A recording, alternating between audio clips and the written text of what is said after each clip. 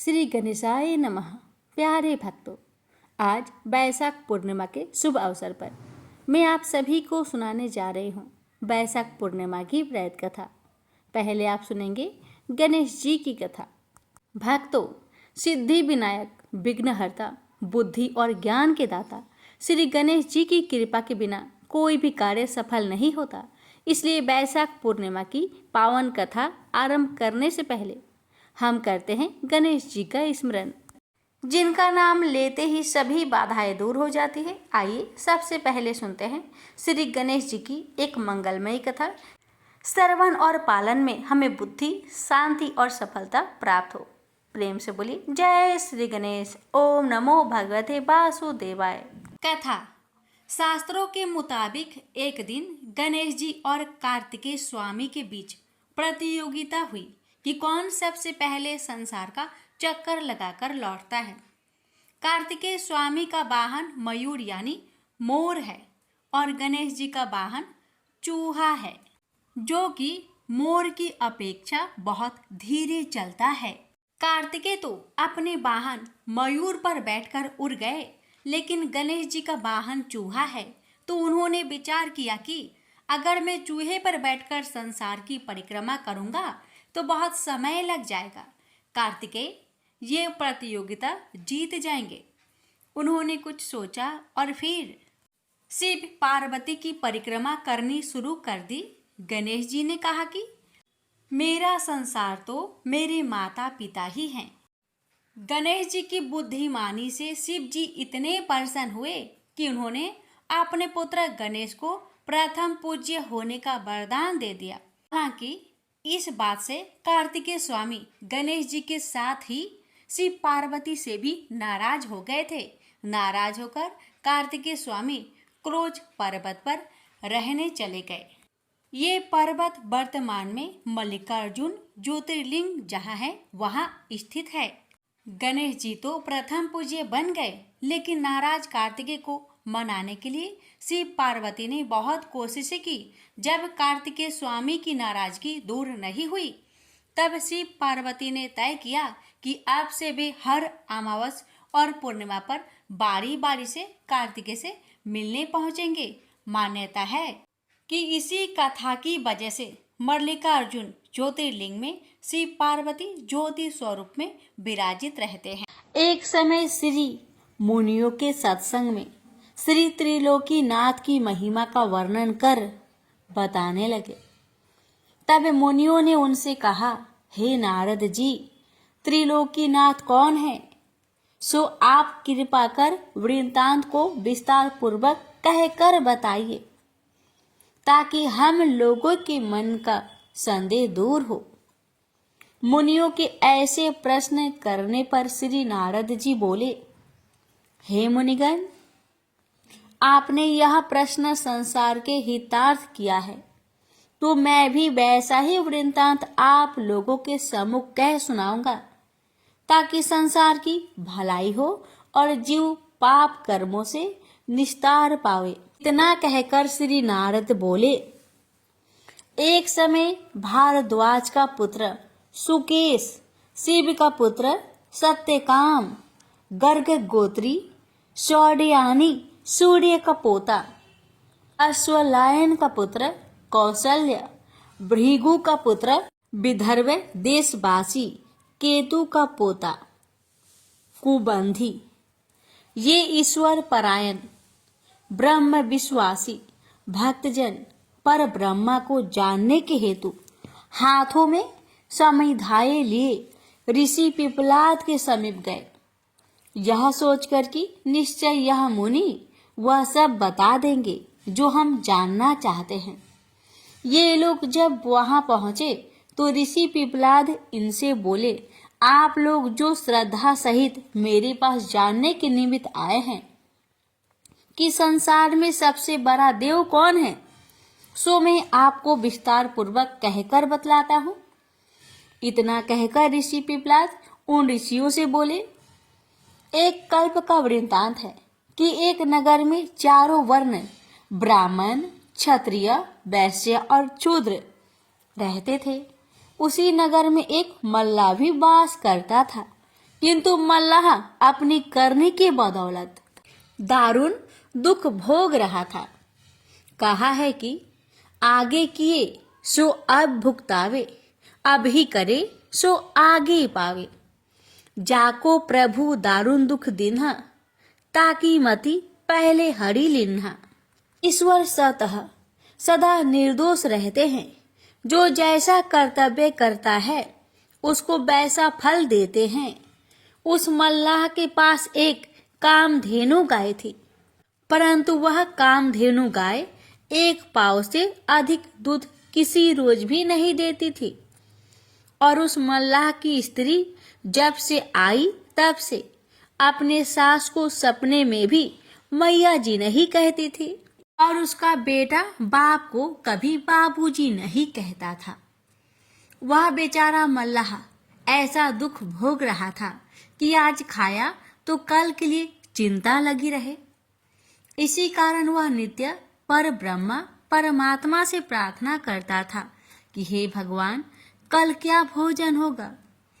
इस प्रकार से अब दुख भोगते भोगते कुछ रोज हो गए, तो एक रोज उसकी स्त्री ने उससे कहा, घर में एक छटाक चावल दाल नहीं है और तुम चुपचाप बैठे हो।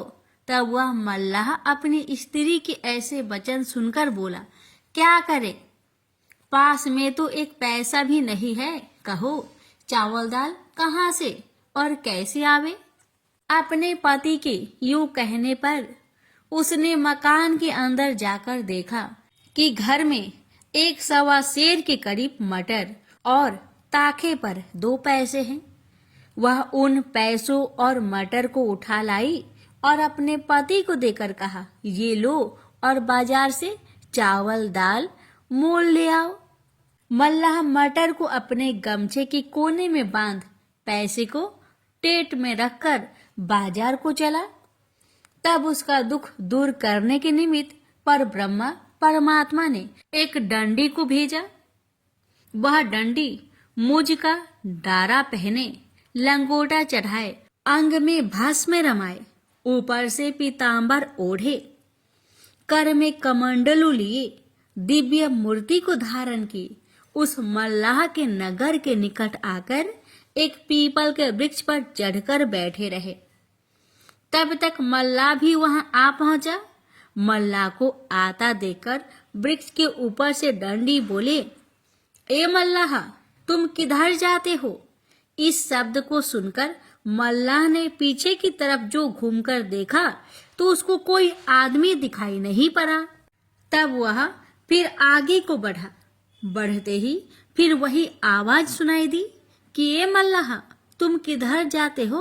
दोबारा आवाज सुनकर फिर मल्लाह ने घूमकर देखा, और जब फिर उसको कोई आदमी दिखाई नहीं पड़ा तब वह आश्चर्यचकित हो स्वयं कहने लगा, कहीं कोई दिखाई तो पड़ता नहीं, फिर कौन मुझे पुकार रहा है। यह सोच ही रहा था कि उसकी निगाह एक बार एक पीपल के ऊपर पड़ी तो क्या देखा कि एक बड़ा तेजोबान डंडी जटा मुकुट धारण किए, पीतांबर ओढ़े, कर में कमांडलू लिए, एक पीपल की मोटी डाल पर बैठे हैं। डंडी महाराज को देखकर मल्लाह प्रणाम करके बोला, महाराज आप कौन हैं, मुझे किस लिए पुकार रहे हैं। इस दास के लिए आपकी क्या आज्ञा होती है। सेवा में यह दास हाजिर है, जो आज्ञा हो कहिए। डंडी बोली, मैं त्रिलोकी नाथ का भेजा हुआ शक्तिमान डंडी हूँ। डंडी महाराज के ऐसे वचन सुनकर मल्लाह ने बड़े हर्ष के साथ साष्टांग प्रणाम किया।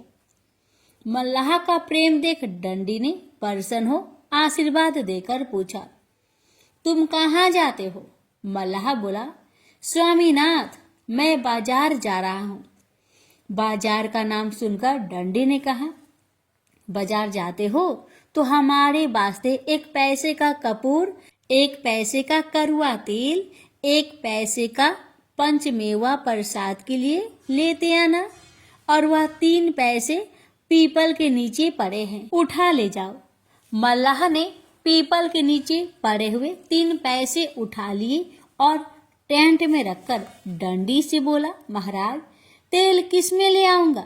डंडी ने कहा, अपने गमछा में बांध कर ले आना। गमछे का नाम सुनकर मल्लाह संकोच कर बोला, गमछा में तेल किस प्रकार आएगा? तब डंडी ने हंसकर कहा, तुम त्रिलोकीनाथ का नाम लेकर गमछे में बांध लेना, इनकी महिमा से चले आएगा।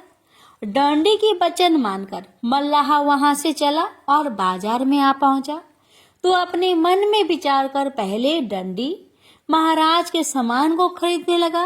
बनिया की दुकान पर जाकर मल्लाह ने कहा, भाई 1 पैसे का कपूर दो। बनिया ने 1 पैसे का कपूर दे दिया। कपूर को लेकर मल्लाह ने अपने टेंट से पैसे निकालकर बनियों को दिया और तेली की दुकान पर जाकर तेली से कहा, 1 पैसे का कड़वा तेल दो। वह तेली बोला, तेल किस में लोगे? जाकर एक पात्र तो मोल लाओ, तब तेल ले जाना। मल्लाह ने कहा, हमारे पास 3 पैसे से अधिक पैसे नहीं है और मुझे 1-1 पैसे का 3 सौदा खरीदना है। पात्र कहाँ से लाऊं? तू मेरे गमछे में दे दो। तब तेली ने हंसकर कहा, यह कैसा बेवकूफ है, कहीं तेल घी गमछा में जाता है? अल्लाह ने कहा, तुम तेल दो, मेरे त्रिलोकीनाथ की महिमा होगी तो तेल गमछा में ही चला जाएगा। यह सुनकर तेली अपने मन में कहने लगा कि देखे तो इसकी त्रिलोकीनाथ जी की कैसी महिमा है और गमछा में तेल लेकर कैसे जाता है। इतना कहकर तेली ने 1 पैसे का तेल नाप कर दे दिया। मल्लाह ने जब गमछे में तेल ले लिया तो जैसे पुराइन के पत्र पर जल ठहर जाता है, उसी तरह गमछे में तेल त्रिलोकीनाथ की महिमा से ठहर गया। तब तेली देखकर आश्चर्यचकित हो गया। तब मल्लाह पैसे देकर पंचमेवे की दुकान पर जा पहुंचा और तेली वहां सोच संकोच में पड़ा ही रहा। इधर मल्लाह ने पंचमेवे की दुकान पर जाकर कहा, भाई 1 पैसे का पंचमेवा दे दो। मेवा वाले ने 1 पैसे का पंचमेवा दे दिया। मेवा को लेकर कपड़े में बांध टेट से 1 पैसा निकालकर मेवे वाले को मल्लाह ने दिया। वो देखता है कि 3 पैसे मेरे पास मौजूद ही है। तब तो मल्लाह बड़ा आश्चर्यचकित हुआ। फिर अपने मन में कहने लगा कि यह सब वही डंडी महाराज की माया है। अब जान पड़ता है कि ये 3 पैसे कभी कम होने वाले नहीं हैं। ऐसे अपने मन में विचार कर मल्लाह ने बड़े आनंद से 1-1 पैसे करके अपनी इच्छा अनुसार फल फूल, गंध, धूप इत्यादि वस्तुएं भी खरीदकर बड़ी सी पोटली बांध ली। इसके बाद अपना चावल दाल वगैरह सब सौदा खरीदकर बाजार से चल पड़ा।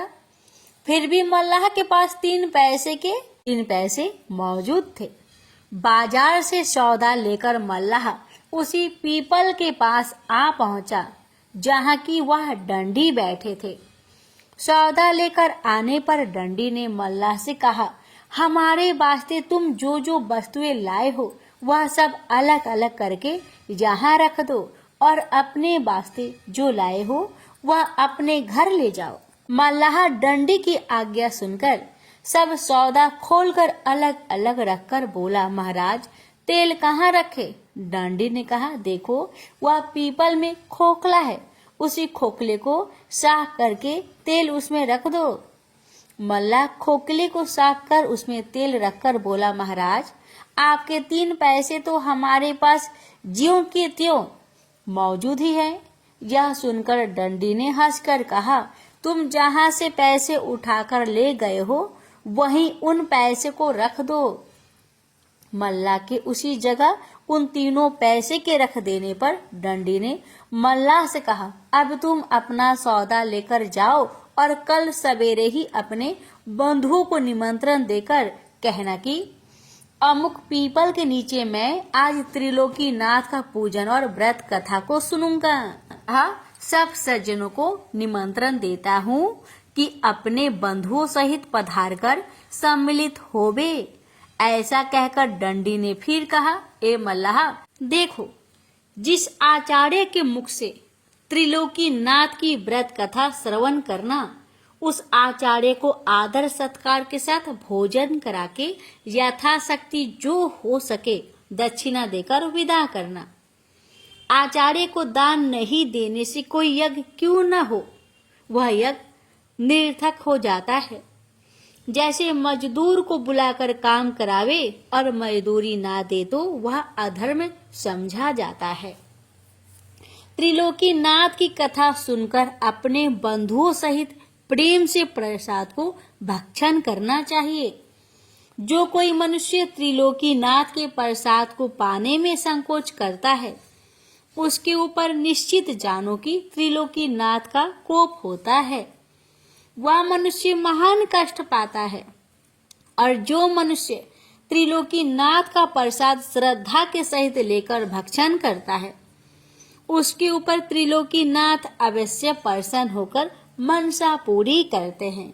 इस तरह का उपदेश देकर दंडी ने मल्लाह को घर भेजा। तब मल्लाह दंडी के यहाँ से चला और अपने नगर के निकट आया तो उसका लड़का उसको आते देख बाबूजी बाबूजी कहते हुए उसके पास आकर मिठाई मांगने लगा। लड़के को बाबूजी कहते हुए सुनकर मल्लाह अपने दिल में खुश होकर कहने लगा कि आज तक तो कभी भी मेरे लड़के ने मुझे बाबूजी नहीं कहा। आज क्या बात है कि बड़े प्रेम के साथ बाबूजी कहते हुए मेरे पास दौड़े आया। लड़के की बात पर मल्लाह चकित हो प्रेम के सहित लड़के को घर ले चला। उसकी स्त्री ने जब देखा कि मेरा पति एक बड़ा सा गट्टर लिए आ रहा है, तो दौड़ती हुई अपनी सास के पास जा कहने लगी कि मैया जी, आज न जाने कहां से स्वामीनाथ एक बड़ी भारी गठरी लिए आते हैं। यह सुनकर उसकी सास बहुत आश्चर्यचकित हो कहने लगी कि आज तक तो सिखलाने पर भी बहू कभी मैया जी मुझे नहीं कहती थी, परंतु आज क्या बात है कि मैया जी कह रही है। बहू की बात पर वह विचार कर ही रही थी कि इतने में मल्लाह अपने लड़के सहित गट्ठर लिए मकान में आ पहुंचा।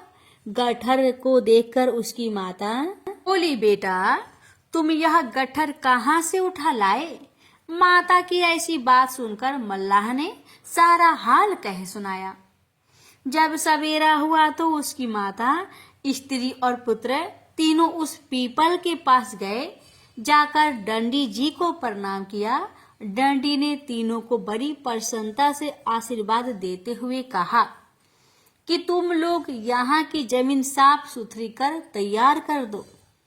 तब वे तीनों दंडी के कहने के मुताबिक वहां की जमीन साफ करने लगे। इधर मल्लाह अपने बंधु बांधवों तथा नगर के सब लोगों को कथा सुनने के निमित्त निमंत्रण देकर पीपल के पास जा पहुंचा। जब निमंत्रण देकर मल्लाह चला गया तो किसी आदमी ने एक पंडित से पूछा, महाराज त्रिलोकीनाथ नाम के कौन देवता है। तब पंडित जी बोले, 3 लोक 14 भुवन के मालिक त्रिलोकीनाथ है। यह सुनकर सभी लोग श्रद्धा सहित त्रिलोकीनाथ की कथा सुनने के निमित्त उस पीपल के पास पहुंचे और दंडी ने मल्लाह से कहा, तुम जल्दी से स्नान करके प्रसाद को स्वच्छ करो। दंडी की कथा अनुसार मल्लाह स्नान वगैरह सब विधि से पवित्र होकर प्रसाद को विधि पूर्वक स्वच्छ किया। तब फिर दंडी ने कहा कि चौका चंदन करके प्रसाद को 3 भागों में पृथक पृथक रखो और लोटे में जल भरकर उसमें 1 पैसा और 1 सुपारी डालो। उसके ऊपर आम का पल्लव देकर 3 बत्ती का दीपक कड़वे तेल का जला दो और कपूर की आरती कर आसन लगाकर बैठो और प्रेम के सहित श्री त्रिलोकीनाथ का सदुपदेश सुनो। दंडी महाराज की बात सुनकर मल्लाह बोला, स्वामीनाथ हमारे पास सुपारी, पैसा, तेल और कपूर कुछ भी नहीं है। यह सब विधि कैसे करे। आपकी आज्ञा हो तो बाजार से जाकर मोल लाए। तब डंडी ने कहा, कल जो हमारे निमित्त सब सामान बाजार से मोल लाए हो, वह सब सामान वहीं रखा है, उसको लेकर विधि करो। और जो तुम्हारे पास सुपारी नहीं है तो 3 पैसे बाजार से लौटा कर लाए हो, वे पैसे भी पड़े हैं। उनमें से पैसे लेकर 1 पैसा सुपारी के बदले और 1 पैसा कलश में पड़ना चाहिए, अतः 2 पैसे कलश में छोड़ दो।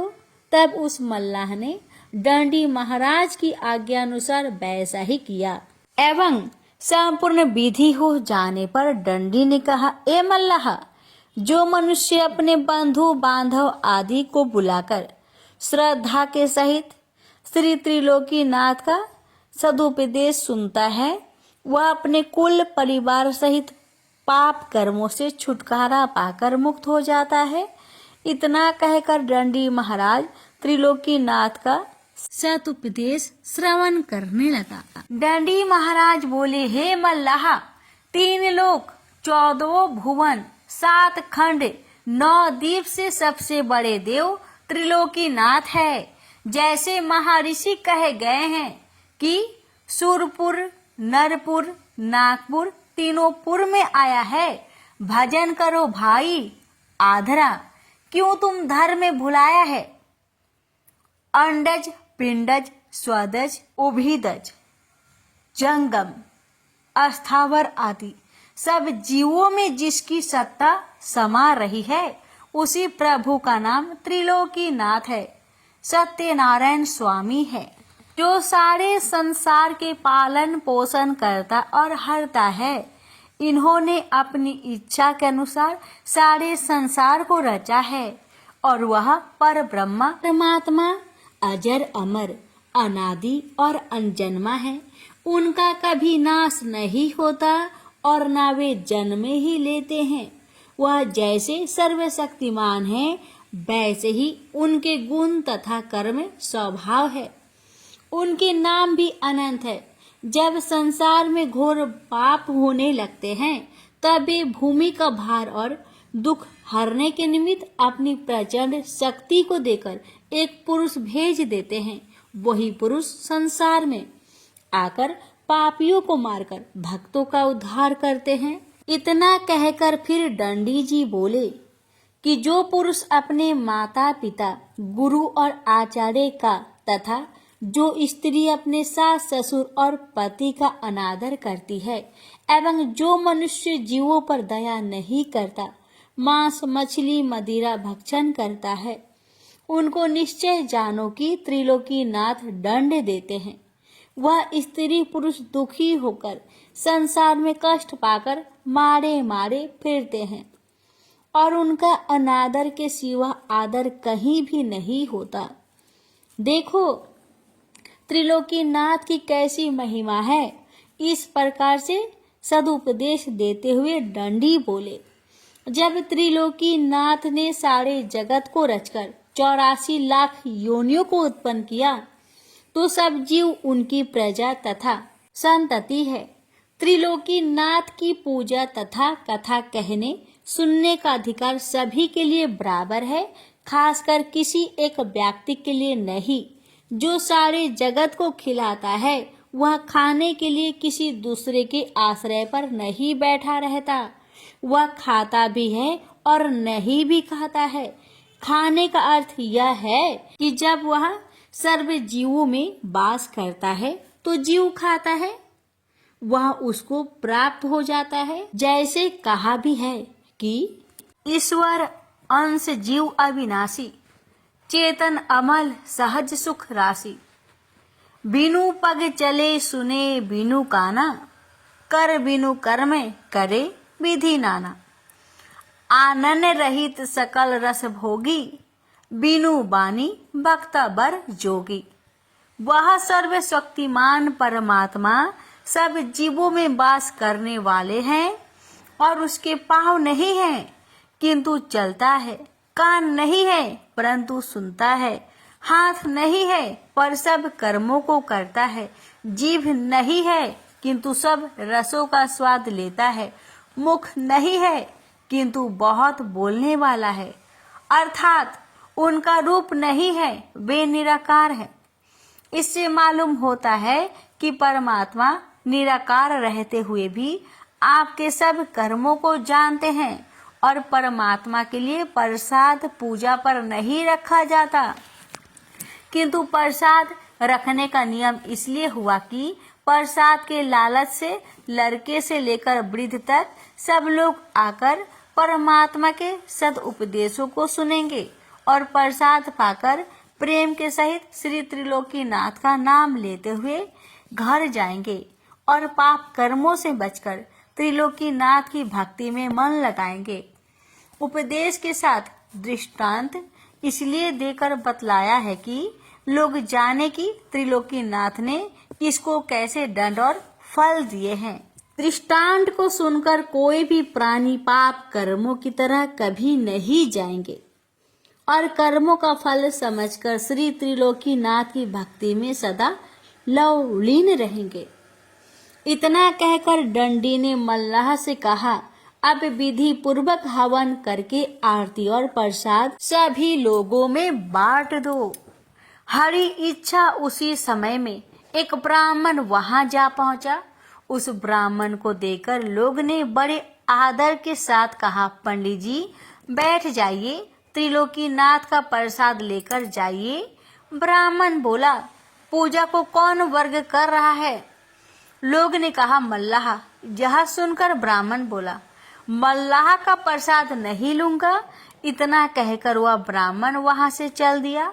तब दंडी कहने लगे कि यह ब्राह्मण बड़ा घमंडी जान पड़ता है।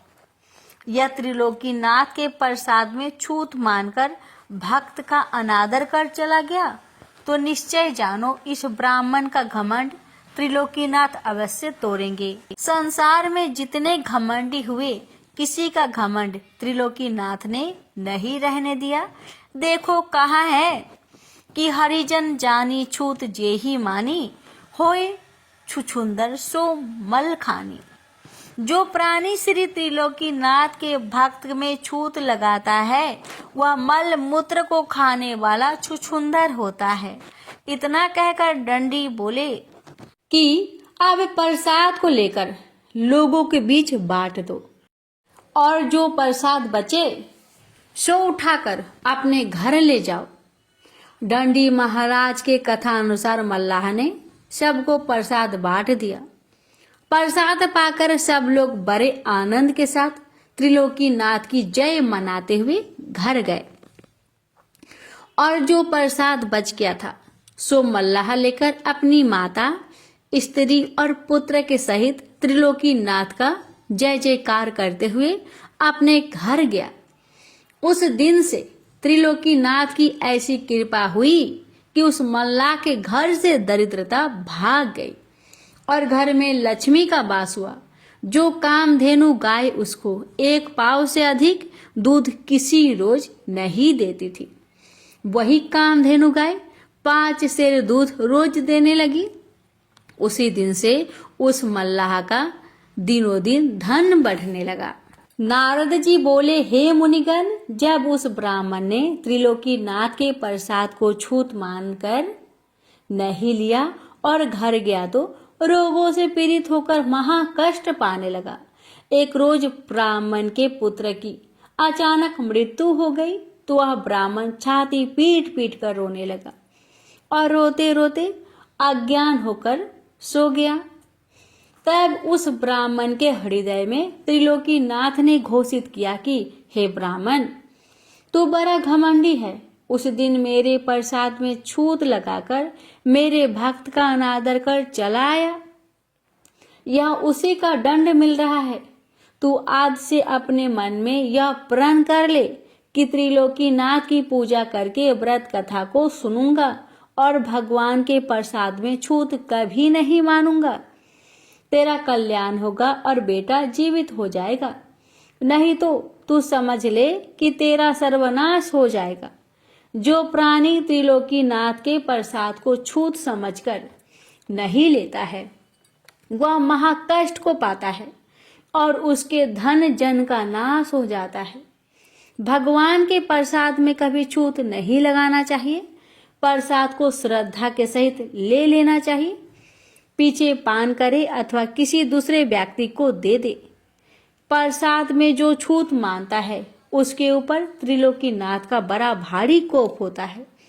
जब इस तरह की घोषणा उस ब्राह्मण के हृदय में हुई तो वह ब्राह्मण चौंक कर उठ बैठा और उस मल्लाह का प्रसाद न लेने की उसे याद हुई तो वह अपने मन में कहने लगा कि मैंने उस दिन मल्लाह समझकर त्रिलोकीनाथ का प्रसाद नहीं लिया था, उसका दंड मुझको अब मिल रहा है। यह समझकर भयभीत होकर त्रिलोकीनाथ की पूजा कथा सुनने का प्रण करके आराधना की तो उसका पुत्र जिंदा हो गया। पुत्र को जिंदा पाकर वह बहुत खुश हुआ और सवेरे ही उठकर त्रिलोकीनाथ की पूजा और कथा की तैयारी कर मन में विचार किया कि पूजा की विधि तो मुझे मालूम नहीं है, मैं पूजा कैसे करूंगा। यह विचार कर वह ब्राह्मण घर से चला तो पीपल के पास गया जहाँ की मल्लाह ने पूजा की थी। वहां जाकर ब्राह्मण ने देखा कि पीपल के ऊपर डंडी बैठे हैं। डंडी को देखते ही उसने प्रणाम किया। डंडी ने पूछा, कहो ब्राह्मण कैसे आए हो। ब्राह्मण बोला, महाराज मुझे त्रिलोकीनाथ का पूजन करना है और कथा सुननी है, लेकिन उसकी विधि मुझे मालूम नहीं है, आप कृपा कर मुझे बता दीजिए। डंडी बोले, उसी मल्लाह के पास तुम जाओ, वह सब विधि तुमको बता देगा। ब्राह्मण ने कहा, महाराज वह मल्लाह कहाँ रहता है, मुझे मालूम नहीं है। डंडी ने कहा कि वह इसी नगर में रहता है। डंडी के कहने पर ब्राह्मण उस नगर में गया और लोगों से पूछकर मल्लाह के पास जाकर कहा, हे भाई मुझे त्रिलोकीनाथ की पूजा करनी है, सो उसकी विधि क्या है बतला दो। यह सुनकर उस मल्लाह ने पूजा की सारी विधि बतला दी। विधि को सुनकर ब्राह्मण ने कहा, ए भाई तुम कृपा कर मेरे साथ चलो, बिना तुम्हारे गए ठीक नहीं होगा। ब्राह्मण की यह बात सुनकर मल्लाह उसके साथ उस पीपल के पास आया और डंडी को प्रणाम किया। तब डंडी ने पूछा, कहो मल्लाह किस लिए आए हो। मल्लाह ने कहा, महाराज इनको त्रिलोकीनाथ की पूजा करनी है, सो पूजा की विधि बतलाने के वास्ते मुझे बुला लाए हैं। डंडी ने कहा, अच्छा जाओ और सब विधि करा दो। डंडी महाराज की आज्ञा पाकर मल्लाह उस ब्राह्मण के साथ गया और पूजा का सब सामान खरीदवा दिया। तब ब्राह्मण ने त्रिलोकीनाथ के कोप का सारा हाल अपने भाई बंधुओं को कहा और सबको निमंत्रण देकर बुलाया। त्रिलोकीनाथ की कथा सुनने के लिए सब लोग श्रद्धा सहित अपने बंधुओं को साथ आए। इधर मल्लाह ने पूजा की संपूर्ण विधि जब ब्राह्मण को बतला दी तो ब्राह्मण विधि पूर्वक पूजा करके आचार्य के मुख से कथा को श्रवण करने लगा। कथा समाप्त हो जाने पर कपूर की आरती की और सबके बीच प्रसाद बांटा। प्रसाद पाकर लोग त्रिलोकीनाथ का जय जयकार करते हुए अपने अपने घर गए। तब ब्राह्मण ने आचार्य को आदर सत्कार के सहित भोजन कराकर यथाशक्ति दान देकर विदा किया। उसके बाद मल्लाह को भी बड़ी श्रद्धा के सहित प्रसाद देकर विदा किया। उसी दिन से त्रिलोकीनाथ की महिमा संसार में प्रचलित हुई और घर घर में पूजा कथा होने लगी और त्रिलोकीनाथ सबको मनवांछित फल देने लगे। जो प्राणी श्रद्धा के सहित त्रिलोकीनाथ की पूजा करता है उनकी मनसा त्रिलोकीनाथ अवश्य पूरी करते हैं। इस तरह से त्रिलोकीनाथ की अद्भुत महिमा विस्तार पूर्वक नारद जी ने मुनियों से कह सुनाई। यह कथा सुनकर मुनिगण बड़े प्रसन्न हुए और अपने अपने धाम को चले गए। फिर नारद जी ब्रह्मलोक को चले गए। प्रेम से बोलिए त्रिलोकीनाथ भगवान की जय। त्रिलोकीनाथ भगवान जी की कृपा पाने के लिए इस वीडियो को शेयर अवश्य कीजिएगा। भगवान आप सभी भक्तों की हमारी सभी की मनोकामना को पूर्ण करे। जय हो त्रिलोकीनाथ भगवान की जय। यह अध्याय संक्षेप में कुछ महत्वपूर्ण शब्दों और अवधारणाओं का वर्णन करता है जिनका उपनिषदों में विस्तार से उल्लेख किया गया है। इसमें यह वर्णन भी किया गया है कि मृत्यु के पश्चात आत्मा के गंतव्यों का निर्धारण किस प्रकार से होता है। देह का त्याग करते समय यदि हम भगवान का स्मरण करते हैं तब हम निश्चित रूप से उसे पा लेंगे। इसलिए अपने दैनिक कार्य को संपन्न करने के साथ साथ हमें सदैव उसकी विशेषताओं, गुणों और दिव्य लीलाओं का चिंतन करना चाहिए। जब हम अनन्य भक्ति से अपने मन को भगवान में पूर्णतया तल्लीन कर लेते हैं तब हम भौतिक आयामों से परे आध्यात्मिक क्षेत्र में प्रवेश करते हैं। तत्पश्चात इस अध्याय में भौतिक क्षेत्र में स्थित कुछ लोगों की चर्चा की गई है। इसमें बताया गया है कि सृष्टि के चक्र में ये लोक और पर निवास करने वाले असंख्य प्राणी कैसे इनमें प्रकट होते हैं और प्रलय के समय पुनः अव्यक्त हो जाते हैं। किंतु इस व्यक्त और अव्यक्त सृष्टि से परे भगवान का दिव्य लोक है। वे जो प्रकाश के मार्ग का अनुसरण करते हैं वे अंततः दिव्य लोक में पहुंचते हैं और फिर कभी नश्वर संसार में लौटकर नहीं आते। जबकि अंधकार के मार्ग का अनुसरण करने वाले लोग जन्म, रोग, बुढ़ापे और मृत्यु के अनंत चक्रों में देहांतरण करते रहते हैं। अर्जुन ने कहा, हे भगवान, ब्रह्म क्या है, अध्यात्म क्या है और कर्म क्या है? आदिभूत को क्या कहते हैं और अधिदेव किसे कहते हैं? हे मधुसूदन, अधियज्ञ कौन है और यह अधियज्ञ शरीर में कैसे रहता है? हे कृष्ण, दृढ़ मन से आपकी भक्ति में लीन रहने वाले मृत्यु के समय आपको कैसे जान पाते हैं? परम कृपालु भगवान ने कहा, परम अविनाशी सत्ता को ब्रह्म कहा जाता है। किसी मनुष्य की अपनी आत्मा को अध्यात्म कहा जाता है। प्राणियों के दैहिक व्यक्तित्व से संबोधित कर्म और उनकी विकास प्रक्रिया को कर्म या सकाम कर्म कहा जाता है। हे देवधारियों में श्रेष्ठ, भौतिक अभिव्यक्ति जो निरंतर परिवर्तित होती रहती है उसे अधिभूत कहते हैं। भगवान का विश्व रूप जो इस सृष्टि में देवताओं पर भी शासन करता है उसे अधिदेव कहते हैं। सभी प्राणियों के हृदय में स्थित मैं परमात्मा अधियज्ञ या सभी यज्ञों का स्वामी कहलाता हूँ।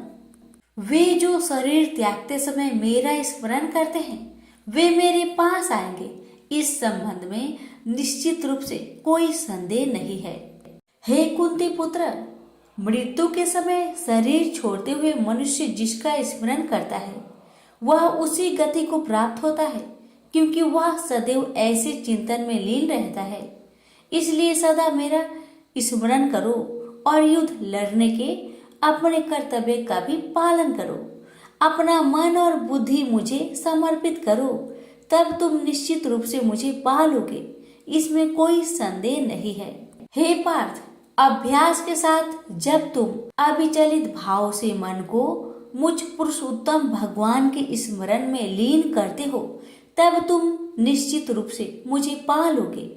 भगवान सर्वज्ञ, आदि पुरुष, नियंता, सूक्ष्म से सूक्ष्मतम, सबका पालक, अज्ञानता के सभी अंधकारों से परे और सूर्य से अधिक तेजवान है और अचिंतनीय दिव्य स्वरूप के स्वामी है।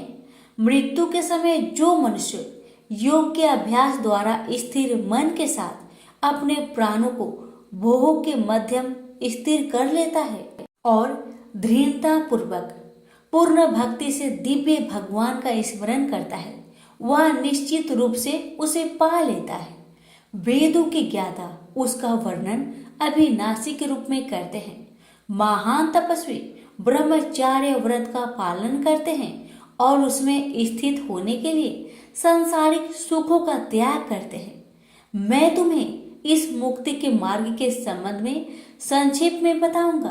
शरीर के समस्त द्वारों को बंद कर मन को हृदय स्थल पर स्थिर करते हुए और प्राण वायु को सिर पर केंद्रित करते हुए मनुष्य को दृढ़ योगिक चिंतन में स्थित हो जाना चाहिए। जो देह त्यागते समय मेरा स्मरण करता है और पवित्र अक्षर ओम का उच्चारण करता है वह परम गति को प्राप्त करेगा। हे पार्थ, जो योगी अनन्य भक्ति भाव से सदैव मेरा चिंतन करते हैं उनके लिए मैं सरलता से सुलभ रहता हूँ, क्योंकि वे निरंतर मेरी भक्ति में तत्लीन रहते हैं। मुझे प्राप्त कर महान आत्माएं फिर कभी इस संसार में पुनः जन्म नहीं लेती, जो अनित्य और दुखों से भरा है, क्योंकि वे पूर्ण सिद्धि प्राप्त कर चुकी होती हैं। हे अर्जुन, इस भौतिक सृष्टि के सभी लोकों में ब्रह्मा के उच्च लोक तक तुम्हें पूर्ण जन्म प्राप्त होगा। हे कुंती पुत्र, परंतु मेरा धाम प्राप्त करने पर फिर आगे पूर्ण जन्म नहीं होता। 1000 चक्र के 4 युग महायुग का ब्रह्म का कल्प एक दिन होता है और इसकी अवधि की उसकी एक रात्रि होती है। इसे वही बुद्धिमान समझ सकते हैं जो दिन और रात्रि की वास्तविकता को जानते हैं। ब्रह्मा के दिन के शुभ आरंभ पर सभी जीव अव्यक्त अवस्था से व्यक्त होते हैं और रात्रि होने पर पुनः सभी जीव अव्यक्त अवस्था में लीन हो जाते हैं। ब्रह्मा के दिन के आगमन के साथ असंख्य जीव पुनः जन्म लेते हैं और ब्रह्मांडीय रात्रि के आने पर अगले ब्रह्मांडीय दिवस के आगमन पर स्वतः पुनः प्रकट होने के लिए विलीन हो जाते हैं। व्यक्त और अव्यक्त सृष्टि से परे अन्य अव्यक्त स्वास्थ्य आयाम है। जब सब कुछ विनष्ट हो जाता है किंतु उसकी सत्ता का विनाश नहीं होता। यह अव्यक्त आयाम परम गंतव्य है और इस पर पहुंचकर फिर कोई नश्वर संसार में लौट कर नहीं आता। यह मेरा परम धाम है। परमेश्वर का दिव्य व्यक्तित्व सभी सत्ताओं से परे है, यद्यपि यह सर्वव्यापक है और सभी प्राणी उसके भीतर रहते हैं, तथापि उसे केवल भक्ति द्वारा ही जाना जा सकता है। हे भरत श्रेष्ठ, अब मैं तुम्हें इस संसार से दूर विभिन्न भागों के संबंध में बताऊंगा। इनमें से एक मार्ग मुक्ति की ओर ले जाने वाला है और दूसरा पूर्ण जन्म की ओर ले जाता है। वे जो पर ब्रह्मा को जानते हैं और जो उन 6 मासों में जब सूर्य उत्तर दिशा में रहता है, चंद्रमा के शुक्ल पक्ष की रात्रि और दिन के शुभ लक्षण में देह त्याग करते हैं, वे परम गतव्यक को प्राप्त करते हैं। वैदिक कर्म कांडों का प्लान करने वाले साधक चंद्रमा के कृष्ण पक्ष की रात्रि में धुएं के समय जब सूर्य दक्षिणायन में रहता है 6 माह के भीतर मृत्यु को प्राप्त होते हैं। वे स्वर्ग लोक को प्राप्त करते हैं। स्वर्ग के सुख भोगने के पश्चात वे पुनः धरती पर लौट कर आते हैं। प्रकाश और अंधकार के ये दोनों पक्ष संसार में सदा विद्यमान रहते हैं। प्रकाश का मार्ग मुक्ति की ओर तथा अंधकार का मार्ग पूर्ण जन्म की ओर ले जाता है। हे पार्थ, जो योगी इन दोनों मार्ग का रहस्य जानते हैं वे कभी मोहित नहीं होते, इसलिए वे सदैव योग में स्थिर रहते हैं।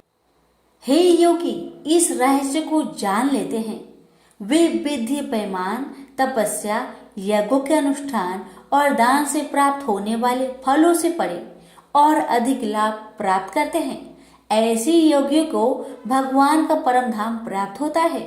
प्रेम से बोलिए श्री कृष्ण भगवान की जय। भगवान शिव कहते हैं, देवी अब 8वें अध्याय का महात्म्य सुनो। उसके सुनने से तुम्हें बड़ी प्रसन्नता होगी। लक्ष्मी जी के पूछने पर भगवान विष्णु ने उन्हें इस प्रकार 8वें अध्याय का महात्म्य बतलाया। दक्षिण में आमदर्कपुर नामक एक प्रसिद्ध नगर है। वहाँ भाव शर्मा नामक एक ब्राह्मण रहता था, जिसने वैश्या को पत्नी बनाकर रखा था। वह मांस खाता, मदिरा पीता, श्रेष्ठ पुरुषों का धन चुराता, पराई स्त्री से व्यभिचार करता और शिकार खेलने में दिलचस्पी रखता था। वह बड़े भयानक स्वभाव का था और मन में बड़े बड़े हौसले रखता था। एक दिन मदिरा पीने वालों का समाज जुटा था। उसमें भाव शर्मा ने भरपेट तारी पी, खूब गलित कर उसे चढ़ाया। अतः अजीर्ण से अत्यंत पीड़ित होकर वह परमात्मा कालवश मर गया और बहुत बड़ा तार का वृक्ष हुआ। उसकी घनी और ठंडी छाया का आश्रय लेकर ब्रह्म राक्षस भाव को प्राप्त हुआ। कोई पति पत्नी वहां रहा करते थे। उसके पूर्व जन्म की घटना इस प्रकार है। एक कुशीबल नामक ब्राह्मण था जो वेदांग के तत्वों का ज्ञाता, संपूर्ण शास्त्रों के अर्थ का विशेषज्ञ और सदाचारी था। उसकी स्त्री का नाम कुमति था। वह बड़े खोटे विचार की थी। वह ब्राह्मण विद्वान होने पर भी अत्यंत लोभवश अपनी स्त्री के साथ प्रतिदिन भैंस, काल पुरुष और घोड़े आदि बड़े दानों को ग्रहण किया करता था, परंतु दूसरे ब्राह्मणों को दान में मिली हुई कौड़ी भी नहीं देता था। वे ही दोनों पति पत्नी कालवश मृत्यु को प्राप्त होकर ब्रह्म राक्षस हुए। वे भूख और प्यास से पीड़ित हो इस पृथ्वी पर घूमते हुए उसी तार वृक्ष के पास आए और उसके मूल भाग में विश्राम करने लगे। इसके बाद पत्नी ने पति से पूछा, हे नाथ, हम लोगों का यह महान दुख कैसे दूर होगा तथा इस ब्रह्म राक्षस योनि से किस प्रकार हम दोनों की मुक्ति होगी? तब उस ब्राह्मण ने कहा, ब्रह्म विद्या के उपदेश, आध्यात्मिक तत्व के विचार और कर्म विधि के ज्ञान बिना किस प्रकार संकट से छुटकारा मिल सकता है? यह सुनकर पत्नी ने पूछा कि तत् ब्रह्मा की मध्यात्मा की कर्म पुरुषोत्तम वह ब्रह्म क्या है, अध्यात्म क्या है और कर्म कौन सा है? उसकी पत्नी के इतना कहते ही जो आश्चर्य घटना घटित हुई उसको सुनो। उपयुक्त वाक्य गीता के 8वें अध्याय का श्लोक था। उसके श्रवण से वह वृक्ष उस समय तार के रूप को त्याग कर भाव शर्मा नामक ब्राह्मण हो गया। तत्काल ज्ञान होने से विशुद्ध चित होकर वह पाप के चोले से मुक्त हो गया तथा उस आधे श्लोक के ही महात्म्य से वे पति पत्नी भी मुक्त हो गए।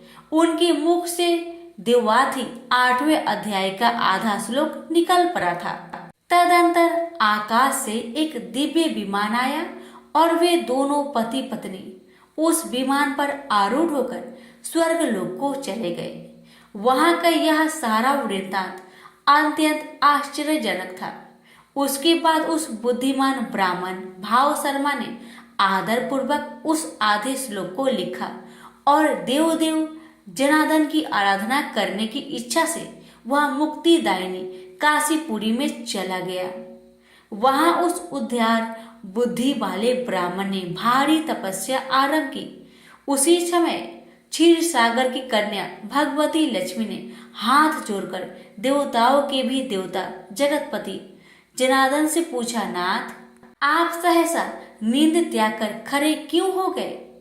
श्री भगवान बोले, देवी, काशीपुर में भी भागीरथी के तट पर बुद्धिमान ब्राह्मण भाव शर्मा मेरी भक्ति रस से परिपूर्ण होकर अत्यंत कठोर तपस्या कर रहा है।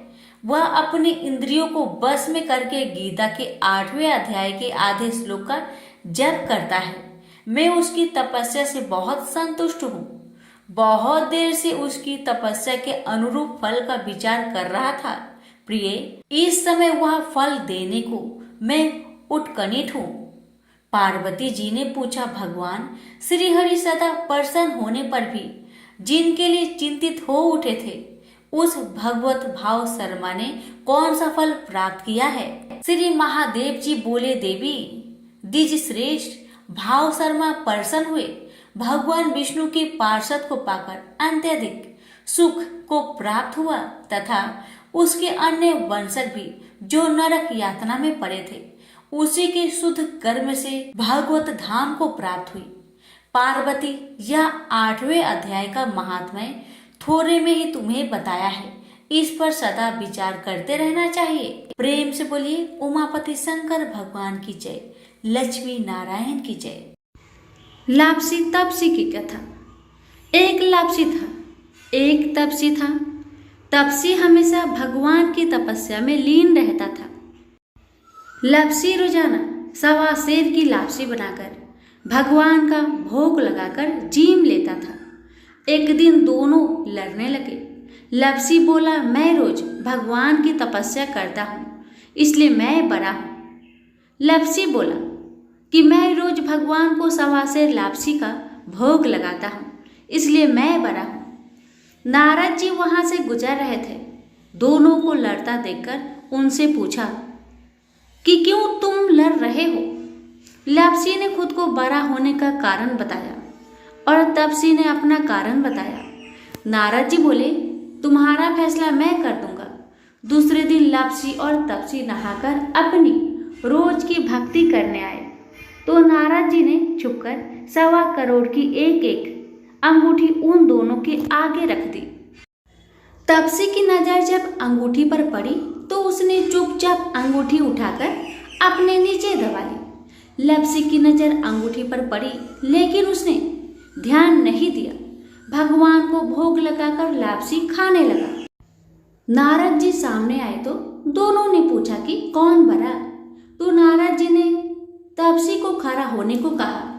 वो खड़ा हुआ तो उसके नीचे दबी अंगूठी दिखाई पड़ी।